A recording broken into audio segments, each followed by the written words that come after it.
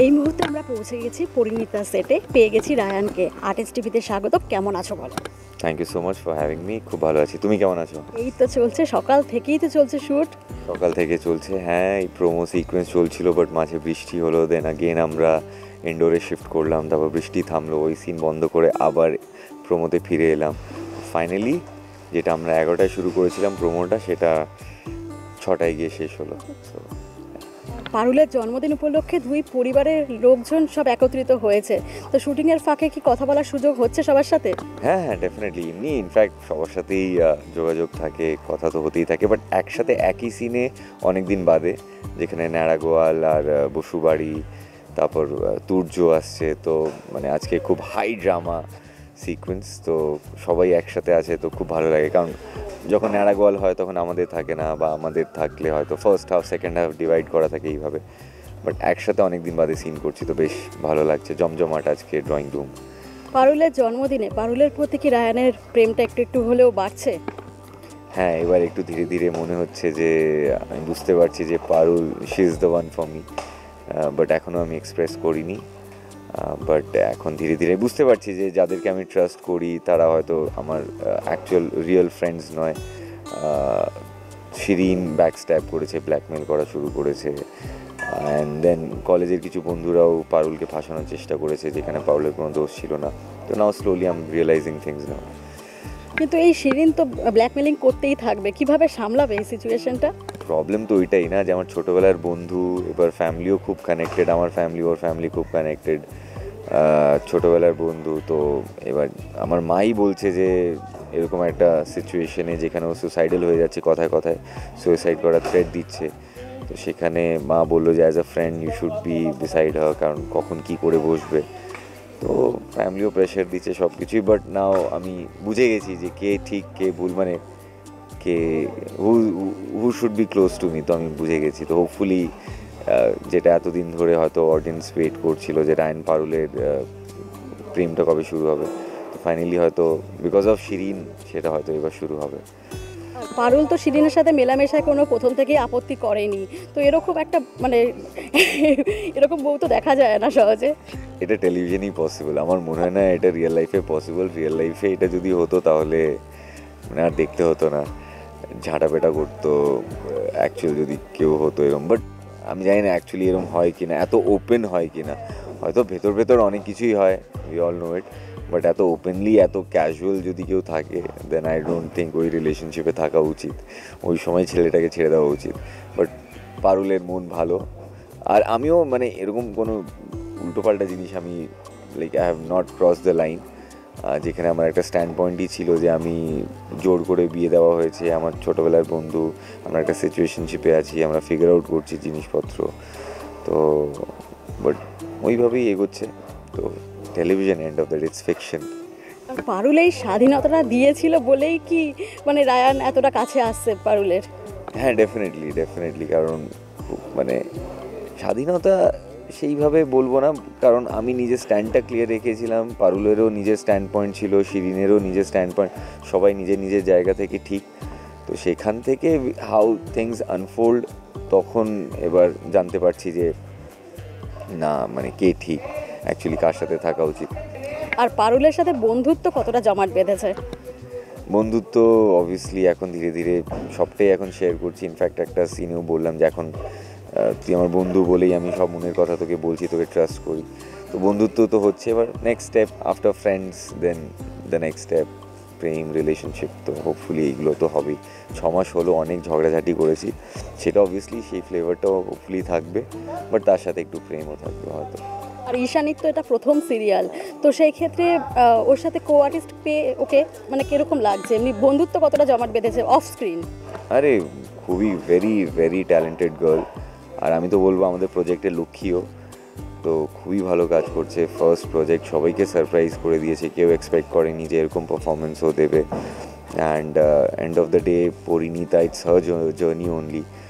তো ও যেভাবে করছে জিনিসপত্র, like hats off, hats off. খুবই ভালো মেয়ে, খুবই শিক্ষিত মেয়ে, খুব ভেরি ডাউন টু আর্থ, এমন নয় যে লাইক হাওয়ায় উঠছে with the success and all, with the appreciation, very grounded, rooted and very dedicated. তো অনেক কিছু আমার মানে নো হার্ম ইন সেইং, অনেক ছোটো আমার থেকে, but lot to learn from her. আর সিনিয়র হিসেবে সাজেশন দিচ্ছ? আমার মনে হয় না আমি সাজেশন দেওয়ার জায়গায় আছি, বিকজ আমাদের ডিরেক্টর খুবই সর্টেড, তো বেশি সাজেশন চারিদিক থেকে এলে খুব কনফিউজ হয়ে যায় একটা নিউ কামার। বেটার যে একটা ভয়েস শোনাই সব থেকে ভালো। অ্যান্ড যখন ডিরেক্টর পুরোটাই দায়িত্ব নিয়েছে, আমার মনে হয় না আমার সেইভাবে মানে ভেতরে ইনক্লুড করা উচিত। অ্যান্ড খুব ব্রাইট, ওকে একবার বললেও বুঝে যায়। তো আমি আগবারই আমি কিছু এক্সট্রা গাইড করার চেষ্টা করি না, ও ডিরেক্টর আছে। অ্যান্ড বেসিক টেকনিক্যালিটিস তো আমরা সবাই, ওইগুলো ঠিক আছে, বাট আমি কোনো অ্যাক্টিং নিয়ে বা এইটা করা উচিত ওইটা করা উচিত ওইগুলো আমি করতে চাই না কোনো দিন। আর কলেজ জীবন তো অনেক দিন হলো পার করে এসেছো, আবার কলেজ স্টুডেন্টের ক্যারেক্টার কতটা এনজয় করছো? ওই দিনগুলো মনে পড়ছে, কলেজের দিনগুলো? আরে ডেফিনেটলি খুব ভালো লাগে এখানে কলেজের সিকোয়েন্সগুলো করতে, বিকজ সব থেকে ভালো লাগে যখন আমরা একই অলমোস্ট এজ ব্র্যাকেট, মানে নট দ্য সেম, আমি সব থেকে বড়ো, বাট খুব ইয়াং ছেলেমেয়েরা আছে কলেজে আমাদের, তো ওদের সাথে সিন করতে খুব ভালো লাগে। একটা চিটিংয়ের সিন করলাম, অনেক কিছু মনে পড়ে গেল। দেন এক্সাম দেওয়া, এক্সামের আগে প্রিপারেশন, এই ওই, দেন ওই ক্লাসে বেঞ্চ পাতা, হোয়াইট বোর্ড, টিচার আসছে, তো এইগুলো খুব অবভিয়াসলি খুব মনে পড়ে। স্কুল স্পেশালি খুব মনে পড়ে। তো ওইগুলো এত বছর বাদে রিলিভ করার অপরচুনিটি পাচ্ছি থ্রু আ শো, তো কান্ট আস্ক ফর মোর। সিরিয়ালে তো তুমি রোমিও, কলেজে কীরকম ছিলে? কলেজে একদমই আনরোম্যান্টিক ছিলাম, একদমই রোমিও ছিলাম না। এগুলো মানে ক্যামেরায় পসিবল, রিয়েল লাইফে ওইসব হার্ট থ্রব আমার মনে হয় কারণ জোহরের ছবিতে হয় বা পরিণীতায় পসিবল হতে পারে, বাট রিয়ালিটিতে আই ডোন্ট থিঙ্ক, মানে আমি তো তার ধারে পাশেও ছিলাম না, আশেপাশেও ছিলাম না, বাট যদি কেউ হয়তো হার্ট থ্রব, আমার মনে হয় না কেউ এরকম মানে পাগল হয়ে যাবে কারোর জন্য, then he has to be some big shot. আমি তো ছিলাম না ফর শিওর। তোমার তো মহিলা ফ্যান ইতিমধ্যে অনেক হয়ে গেছে, সোশ্যাল মিডিয়া কমেন্ট দেখলেই বোঝা যায়, এটা কতটা এনজয় করছো? অবভিয়াসলি কমেন্টস ভালো এলে অবভিয়াসলি খুব ভালো লাগে, বাট নেগেটিভ কমেন্ট এলেও আমি সেটা খুব পজিটিভলি নিই। যদি কিছু কনস্ট্রাকটিভ ক্রিটিসিজম থাকে অবভিয়াসলি খুব ভালো লাগে যে হ্যাঁ, অনেক মেসেজেস আসে যেখানে ওরা খুব ডিটেলে বলে যে গল্পটা কোথায় কী করা উচিত না উচিত, তো অনেক কিছু সাজেশন আমাদের ইনফ্যাক্ট রাইটিং টিমও ওইখান থেকে নেয়। তো কমেন্টস ডেফিনেটলি খুব ভালো লাগে। এমন নয় যে ফিমেল অ্যাটেনশন খুব মানে এমন like dying for it, but I enjoy their attention. Obviously সবার ভালো লাগে, টেনশন কার ভালো না লাগে, বাট ইটস নট দ্যাট কি লাইক আরে মেয়েরা খুব পাগল আমার জন্য। আমি খুব শাই অ্যাজ আ পার্সন, তো আমি ওই খুব শাইনেস আছে আমার মধ্যে এখনও, তো আই এনজয়। ঠিক আছে, আই এম ভেরি এম্বারেসড ওইগুলো মেসেজ এলে। শুটিং ফ্লোরে তো মনে হয় না অফ স্ক্রিন যে সাই তুমি?